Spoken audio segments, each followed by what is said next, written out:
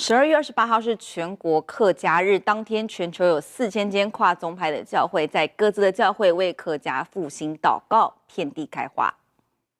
感谢主，从去年的1228，我们客家可以说是百年一遇啊，我们上了凯道啊，得到众教会一起支持啊，让客家可以宣告要兴起了啊，要兴起，要站起来。那今年的1228呢，同工们就觉得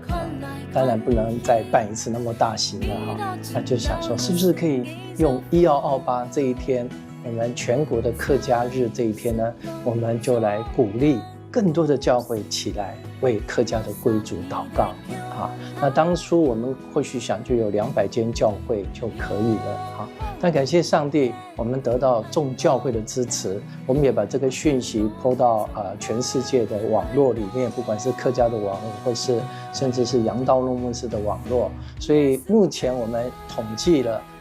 在今天1228会有大概4000间教会，有40万的弟兄姐妹一起来为客家来祷告。那感谢神，我们也把这个负担，我们也希望能够带到全球的网络里面啊，在全球的网络里面